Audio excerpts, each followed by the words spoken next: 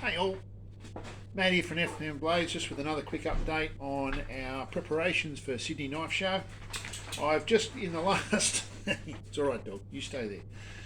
Just in the last probably 45 minutes, I've actually gone through and I've straightened all of these blades. I thought initially I only needed to do a few, and they were certainly the worst ones, and to be honest, all the others previously I probably would have ignored and sort of fixed up on the grinder. But I found that using this little ball peen hammer from Nyrock from Corin Urquhart has just made it so easy. I've gone through and I've got virtually all of them perfect straight off the bat. So we've got three different profiles in this particular batch. We've got drop point and clip point hunters, and we've also got our mini sticker knife, all out of 1084 high carbon steel. They were heat treated and tempered last night. Really happy with the way they've come out. And I've just been going through and straightening all of those. So I've done all of these knives in probably about 45 minutes, which is really good. But I just wanted to show you in some more detail a couple of little tricks that I've just sort of picked up as I've been going through this batch. So if you have a look here, I can actually feel by touching various points on the blade that it's not flat, because it'll move, and you can feel it move just slightly. But the other thing I've realised that if you you can use that to pinpoint where the bottom of the cup is, right, where the deflection point is, or the middle of the deflection is, by doing that and then allowing it to spin. And so the centre of the spin right there is the centre of the deflection. So then just keep an eye on that point.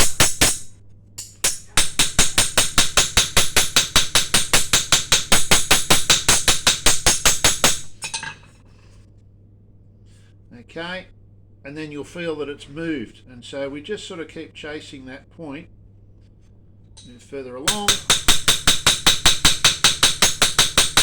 Lots of little taps mean minimum distortion to the surface. But also put me to mind of thinking is we used to do a treatment on crankshafts and camshafts and in engines, race engines that were under high stress, called bead blasting, and little glass beads were fired at the metal after it was heat treated to release surface tension and to toughen the steel and make it less likely to break. This kind of reminds me of that process in a way. So now on that side, if I can just feel a tiny little bit of movement there. I've gotten really fussy with this. It's just so easy to get it right, you know, absolutely spot on. So just a couple of little taps here. I've definitely noticed towards the end of the handle where the heat treatment was nowhere near as critical, and I actually wanted to retain a fair bit of sort of flexibility and toughness in the handle as opposed to the blade. It doesn't take anywhere near as many taps to get the same result when the blade's not as hard. And so here I'm feeling it, and when you flip it over, you'll find that you'll get a new little deflection point somewhere. Because I suppose, you know, the blade's really all out of whack all over the place, and when you straighten one part, then all of a sudden another part becomes the biggest deflection point, and that's the one you pick up on.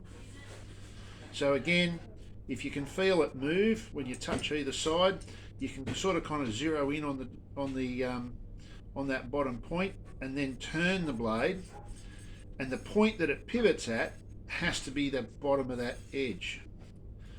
So it's just here in the sort of carousel area of this particular blade. Right, that's definitely not as much as it was. And these little indents here, I mean, you can just feel them with your fingertips. And as a fitter and machinist, I mean, you can feel variations in surface of sort of 0.01, 0.02 of a millimetre, and I'm not feeling anything that bad here. Alright, and so I've gotten all that part of the blade straightened out. Now there's another little deflection point just here further along the blade. So like I said, I've sort of probably got a bit carried away with myself here, because it's so easy just to tap that blade, You'll find the deflection point, make sure the surface is clean. Really looking forward to getting my new BSL anvil, 50 kilo knife anvil from Blair at BSL during the Sydney Knife Show. I've got a feeling it'll be sealing a lot of this sort of use because it'll be a nice, fresh, really flat, properly ground surface, not like my old London pattern anvil here that I've got. That's getting pretty close. I can just feel the tiniest bit of it, and seriously, it's less than 1/10 of a millimetre. Had I just looked at that knife, I wouldn't have even bothered with the deflection like that, but because I've got it here on this flat surface and I can feel it, I pick that hammer up and it just, every time. I'm taking a long time around this one.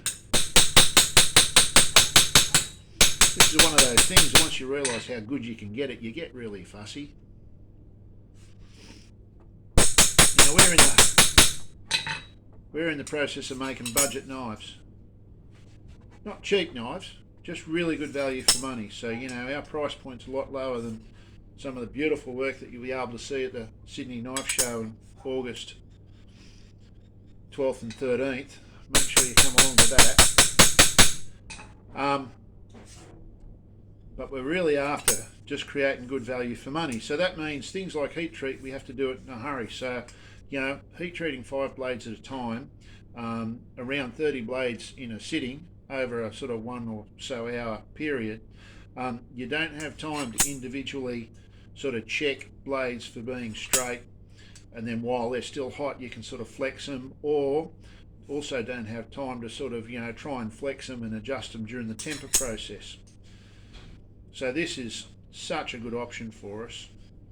Makes us more efficient. We spend less time on each piece, which means we can sell them for that little bit less money than if we had to sort of heat treat and straighten each knife individually.